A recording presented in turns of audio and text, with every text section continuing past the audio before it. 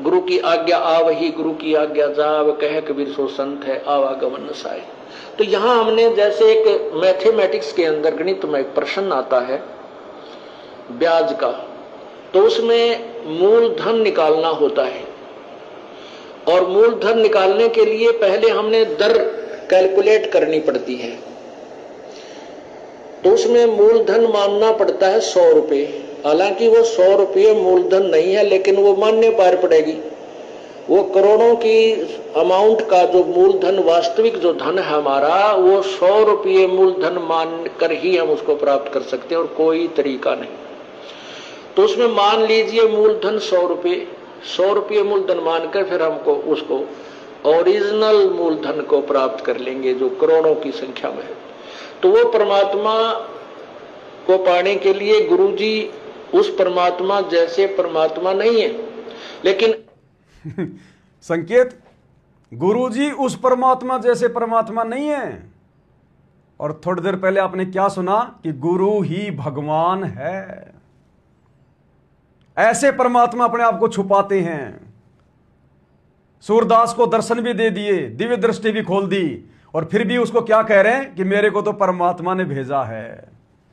तो थोड़ी देर पहले गुरुदेव भगवान अपने मुख कमल से कह रहे थे कि गुरु ही भगवान है, और अब यहां क्या कह रहे हैं कि गुरु उस परमात्मा जैसा परमात्मा नहीं है।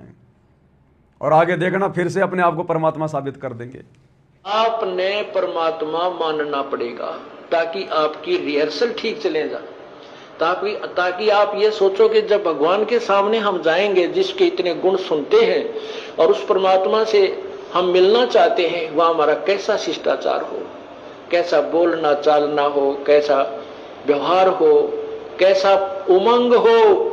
अगरीब करीब कबीर साहब आपके सामने आ जाए, आपने इतना गुण सुन रखा है, तो एक दूसरे के ऊपर का पड़ के उनके चरणों ने छुआ है, और मतलब नु सोचा जानो मेरी बारी कब आवे। शिष्टाचार नहीं, एक दूसरे के ऊपर नहीं गिरना, मतलब एक दूसरे से आगे पहुंचने की होड़ लगे, और नहीं तो दूर से नोडी ठाठा के देखें वो खड़े भगवान, वह खड़े भगवान।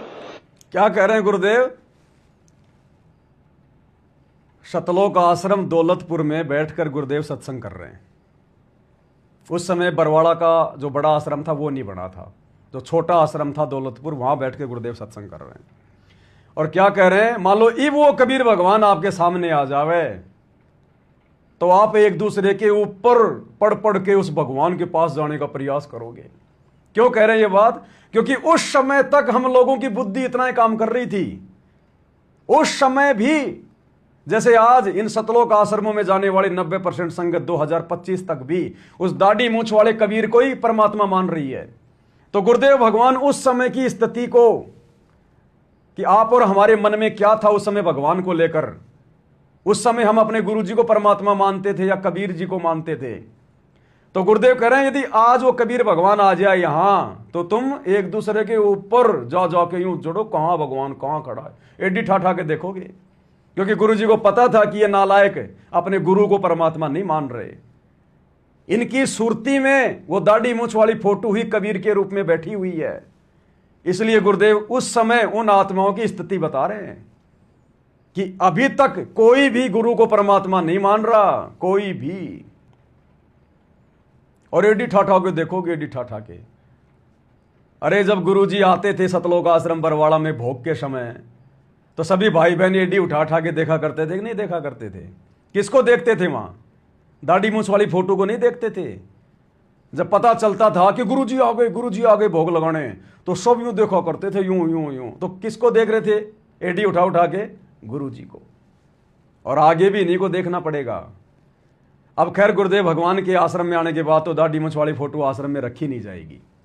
अब तो नई सेना, नया मैनेजमेंट, नए भगत, नया सिस्टम सारा जो साथ संगति में चल रहा है। अब वो फोटो जब अपने घर में नहीं रखते, तो भगवान के साक्षात रहते सहते उसको आश्रम में रखेंगे क्या? ये इतना ज्ञान भगवान जेल में बैठकर हमें सद्बुद्धि देकर साथ संगति के माध्यम से, इसीलिए तो ये प्रचारित करवा रहा है कि अब जब मैं सतलोक आश्रम में आऊंगा, कहीं भी जहां भी परमात्मा दया करेंगे, तो उस समय केवल मुझे ही कबीर जी की दृष्टि से देखा जाए। उस दाढ़ी मूंछ वाली फोटो नहीं दिखाई देनी चाहिए। उसके लिए परमात्मा रिहर्सल करवा रहे हैं। यही उमंग आपकी इस दास को जब देखें, ये आप पर बन जाएगी। क्या कह रहे हैं? यही उमंग जो उस कबीर जी को देखने की आपकी बन रही है, यही उमंग जब आप इस दास को देखो तब आपकी बननी चाहिए। गुरुदेव कह रहे हैं क्यों भाई? अरे जब भगवान आ जाए, भगवान को देखने की जो उमंग होती है, फिर हम गुरु जी को क्यों देखें उस उमंग से? तो गुरु जी क्या कह रहे हैं? वो उमंग जो भगवान को देखने की होनी चाहिए, जब ये दास आवे इस दास को देखने की होनी चाहिए। इसका मतलब भगवान को कैंसिल और गुरु जी अपने लिए कह रहे हैं कि वो उमंग आपकी अपने गुरु जी को देखने की होनी चाहिए, जो तुम नादानी में, अज्ञानता में उस दाढ़ी मूंछ वाली कबीर जी की समझे जाने वाली मुर्दा फोटो को देखने के लिए लगाते हो। वो उमंग गुरु जी को देखने में होनी चाहिए। तो भगवान कौन हुआ? गुरु। और आगे क्या कह रहे हैं भगवान? कितनी बड़ी बात कह रहे हैं कि एक समय फिर ऐसा आएगा आपको इस दास के अलावा संसार में कुछ भी दिखाई नहीं देगा। और पहले क्या कह रहे थे गुरु जी इसी सत्संग में कि जब आपका प्रेम बढ़ेगा, जितना ज्यादा बढ़ेगा, आपको उस मालिक के अलावा कुछ भी दिखाई नहीं देगा। और आगे क्या कहेंगे? इस दास के अलावा कुछ भी दिखाई नहीं देगा। तो वो मालिक कौन हुआ? सतगुरु रामपाल जी भगवान। देखते जाइए आगे। ये ज्ञान ऐसा है कि आपको फिर कुछ भी दिखाई नहीं देगा, ये दास दिखाई देगा। बताओ, गुरुदेव कह रहे हैं आपको कुछ भी दिखाई नहीं देगा, यो दास दिखाई देगा। और पहले क्या कह रहे थे? आपका जितना प्रेम बढ़ता चला जाएगा, उस मालिक के अलावा कुछ भी दिखाई नहीं देगा। और अब कह रहे कि दास के अलावा कुछ भी दिखाई नहीं देगा। तो वो मालिक कौन हुआ? स्वयं सतगुरु रामपाल जी भगवान। दोबारा सुन लीजिए। देखें, ये आप पर बन जाएगी। ये ज्ञान ऐसा है कि आपको फिर कुछ भी दिखाई नहीं देगा, ये दास दिखाई देगा। तो बताओ, ये वाली स्थिति जो गुरुजी उस समय जो बता रहे थे, आज संगत में ये वाली स्थिति किन आत्माओं की बनी है? जिन्हें अपने गुरुजी के अलावा कुछ भी दिखाई नहीं दे रहा, केवल सत्सेवक भाई बहनों की। तो अब तो आपको विश्वास होना चाहिए कि सात संगतियां कौन चला रहा है? सतगुरु रामपाल जी भगवान के विशेष आशीर्वाद से चल रही हैं। किसी जीव का चलाए हुआ मार्ग नहीं है, जीव की इतनी हैसियत नहीं होती। तो आज हम साध संगति से जुड़े हुए भाई बहनों को परमात्मा उस समय देख रहे थे, ये अंतर्यामी, कि एक समय ऐसा आएगा फिर इस दास के अलावा कुछ भी दिखाई नहीं देगा। इन आश्रमों में तो भाई उनको गरीब दास जी भी दिखाई दे रहे हैं, वो तो गरीब दास जी का भी बहुत दिवस मना रहे हैं उन आश्रमों में। इन आश्रमों में इन लोगों को दाढ़ी मूंछ वाला कबीर भी दिखाई दे रहा है, उसका भी जून के महीने में कबीर प्रकट दिवस मना रहे हैं। पंडित चिदानंद जी की फोटो भी लगा रखी है, दादा गुरु जी को भी दंडोत करते हैं वहां पर। राजनेता आ जाए तो उनको भी एडी उठा उठा के देखते हैं। नकली कबीर पंथियों की जयंती में चले जाते हैं मुख्यमंत्रियों के दर्शन करने के लिए। इनको तो बहुत कुछ दिखाई दे रहा है, इनको तो संसार दिखाई दे रहा है आश्रम वालों को। और गुरुजी कहते हैं जब आपको यह ज्ञान हो जाएगा, आपको इस दास के अलावा संसार में कुछ दिखाई नहीं देगा। और इन आश्रम वालों को संसार के अलावा, आप और हम भाई बहनों को तो संसार के अलावा, आप और हम भाई बहनों को, सत्सेवकों को तो गुरुजी के अलावा संसार दिखाई नहीं दे रहा। और इन आश्रम वालों को संसार के अलावा गुरुजी दिखाई नहीं दे रहे। इनको केवल संसार दिखाई देता है, अभी गुरुजी दिखाई नहीं दे रहे। हम सत्सेवकों को केवल गुरुजी दिखाई दे रहे, संसार दिखाई नहीं दे रहा। तो कितना बड़ा संकेत कर दिया गुरुदेव ने कि इस दास के अलावा आपको कुछ भी दिखाई नहीं देगा। पर जब दास के अलावा हमें कुछ दिखाई नहीं देगा, फिर हम उस दाढ़ी मूंछ वाली कबीर जी की फोटो को अपने घर में रख के क्या करते? हमने ठीक किया, उसको फाड़ फाड़ के फेंक दिया। क्योंकि ये स्थिति तो आनी थी, ये स्थिति तो भगवान ने लानी थी संगत में। तो गुरुदेव के आशीर्वाद से, ताकि गुरु के अलावा भक्तों को कुछ भी दिखाई ना दे, परमात्मा ने सब सवा करवा दिया। तो सात संगतियां गुरुदेव के विशेष रहमो करम से चल रही हैं, उनकी देख रेख में। क्या कह रहे हैं गुरुदेव? ध्यान से सुन लो फिर से। ये आप पर बन जाएगी।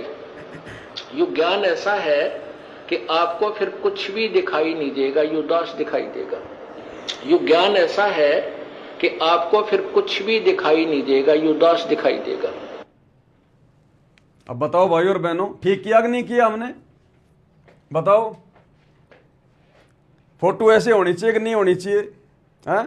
सही है ना? बिल्कुल एकदम ओके, परफेक्ट। कैमरामैन पोज मारो। हमें अपने गुरुजी के अलावा कुछ दिखाई नहीं देता, रिजेक्ट मार दिया हमने।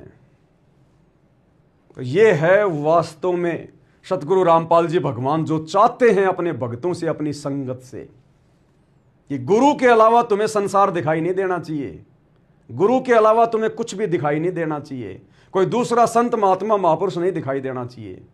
इनको तो गुरुजी के अलावा परशुराम की जयंती, मुख्यमंत्री की रैलियां, कबीर जयंतियां सिरसा में जाके मना रहे हैं, गुंडों की सीबीआई जांच, जाटों का आरक्षण, अयोध्या के भंडारे, दुनिया भर के अड़ंग फड़ंग, और गुरुजी भगवान के रूप में पता नहीं कौन से नंबर पे हैं। सबसे पहले तो ये दाढ़ी मूछ वाले, फिर गरीबदास जी का बोध दिवस है, दादा गुरुजी को मान के दंडवत कर रहे हैं, लेकिन अपने गुरुजी को 5वें नंबर पे रखे हुए हैं। इन आश्रम वालों के घरों में देखना, दरबार में जाके फोटो लगी रहती है, वहां पर बीच में सतगुरु रामपाल जी चौकी पे बैठे हैं, इधर दाढ़ी मूछ वाले सिंहासन पे बैठे हैं, इधर गरीबदास जी सिंहासन पे बैठे हैं, इधर दादा गुरु जी सिंहासन पे बैठे हैं, इधर पंडित चिदानंद जी सिंहासन पे बैठे हैं, और ओरिजिनल कबीर भगवान सतगुरु रामपाल जी को बीच में चौकी पर बैठा रखा है। तो बताओ भाई और बहनों, अभी तक ये लोग नजदीक भी नहीं है भक्ति के। सच कहते हैं गुरुदेव भगवान कि जब तक आप अपने गुरु को परमात्मा नहीं मानोगे, समझो आपकी भक्ति स्टार्ट भी नहीं है, आपकी भक्ति शुरू भी नहीं है।